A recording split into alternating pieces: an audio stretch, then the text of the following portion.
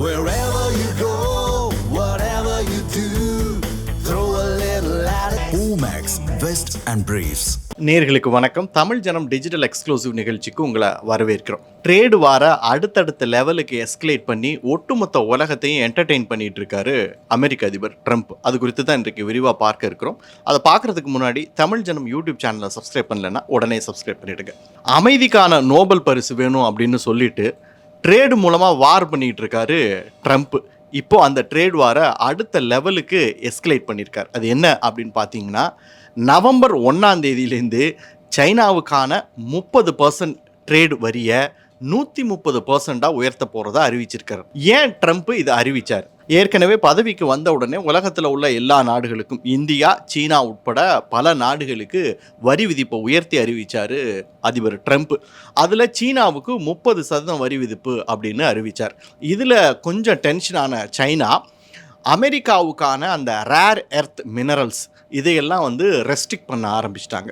இதனால தான் இப்போது ட்ரம்ப் மறுபடியும் கோவப்பட்டு இந்த ட்ரேட் வாரை அடுத்த லெவலுக்கு எஸ்கலேட் பண்ணிவிட்டு 130% வரி விதிப்பு அப்படின்னு அறிவிச்சிருக்கார். அது மட்டும் இல்லை, அவர் இன்னொரு விஷயத்தையும் பண்ணியிருக்கார். அதாவது என்னென்னா, அமெரிக்காலேருந்து சீனாவுக்கு போகக்கூடிய விமானங்கள் ரஷ்ய வான்வெளியை பயன்படுத்தக்கூடாது அப்படின்னு சொல்லியிருக்கார். இது ஏன் அப்படின்னு பார்த்தீங்கன்னா, சீனாலேருந்து அமெரிக்கா வரக்கூடிய அமெரிக்க விமானங்கள் ரஷ்ய வான்வெளியை பயன்படுத்த ரஷ்யா தடை விதிச்சிருக்கு. இதனால் வேறு வழி இல்லாமல் அமெரிக்க விமானங்கள் எல்லாம் சுற்றி வர வேண்டியிருக்கு. இதனால் அவங்களுக்கு எரிபொருள் கூடுதலாக செலவாயிட்டுருக்கு. ஆனால் இது சீனாவுக்கு அப்படி இல்லை. சீனா ரஷ்யா வழியாக அந்த வான்வெளியை பயன்படுத்தலாம் அப்படின்னு சொன்னனால அவங்களுக்கான எரிபொருள் குறைவாக இருக்குது. இதனால் அமெரிக்க விமான நிறுவனங்கள்லாம் கொஞ்சம் பொருளாதார சிக்கல்களை சந்திச்சுட்டு வருது. இதுக்கு தான் இப்போது செக் வச்சுருக்காரு ட்ரம்ப். அதனால் இப்போது உள்ளுக்குள்ளேயே சில பிரச்சனைகளை அமெரிக்க விமான நிறுவனங்களும் சந்திச்சுக்கிட்டு இருக்கு.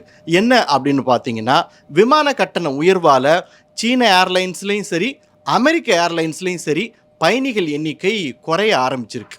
இந்த அறிவிப்பு வெளியான அடுத்த சில நிமிடங்கள்லேயே அமெரிக்காவில் இருக்கக்கூடிய பங்குச்சந்தைகளான நாஸ்டாக்கு, S&P இது எல்லாமே சில புள்ளிகள் சரிவை சந்திச்சிட்ருக்கு.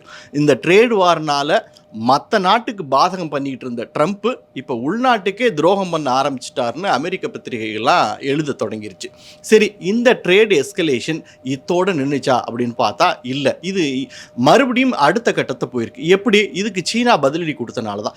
சீனா என்ன பண்ணியிருக்காங்க அப்படின்னா, அக்டோபர் 14ஆம் தேதியிலேருந்து சீனாவுக்கு வரக்கூடிய அமெரிக்க கார்கோ கப்பல்கள்லாம் சீன துறைமுகத்தில் டாக் பண்ணியிருக்கும் போது டன்னுக்கு $58 அப்படின்னு பெனால்ட்டி கட்டி ஆகணும் அப்படின்னு சைனா வரி போட்டாங்க. ஒரு கப்பலுடைய எடை பல லட்சம் டன் இருக்கும். அப்போது $58 பல லட்சத்தை நம்ம மல்டிப்ளை பண்ணி பார்த்தா அதுவே எங்கேயோ போய் நிற்கும். ஸோ இப்படி மாறி மாறி சைனாவும் அமெரிக்காவும் ஒருத்தருக்கு ஒருத்தர் இந்த ட்ரேட் வாரை எஸ்கலேட் பண்ணி கொண்டு போயிட்டே இருக்காங்க. சரி, இப்போ இதுக்கு ட்ரம்ப் என்ன பதிலடி கொடுத்தாருன்னு பார்ப்போம். இப்போ அடுத்ததாக நடக்கக்கூடிய அந்த ஆப்பெக் மாநாட்டுக்கு நான் போக மாட்டேன், அங்கே போனாலும் சீன அதிபர் ஜி ஜின்பிங்கோட சந்தித்து பேச்சுவார்த்தை நடத்த போகிறதில்ல அப்படின்னு அறிவித்து மறுபடியும் இதை அடுத்த லெவலுக்கு எடுத்துகிட்டு போயிருக்காரு ட்ரம்ப். சரி, இவங்க இப்படி மாறி மாறியே அடிச்சிட்டு இருக்கட்டும், இதனால் இந்தியாவிற்கு ஒரு மிகப்பெரிய பெனிஃபிட் கிடைக்க போகுது அப்படின்னு சொல்லியிருக்காங்க. என்ன?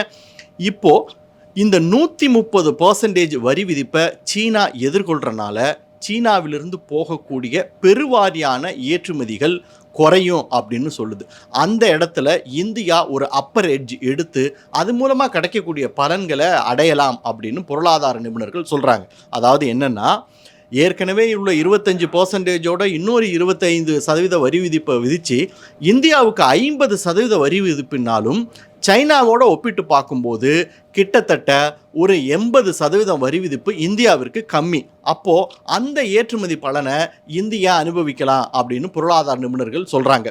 ஆக இவங்க 2 பேருக்கும் இடையில நடக்கக்கூடிய இந்த சண்டைனால இந்தியாவுக்கு ஒரு பலன் இருக்கும் அப்படின்னு சொல்கிறாங்க பொருளாதார நிபுணர்கள்.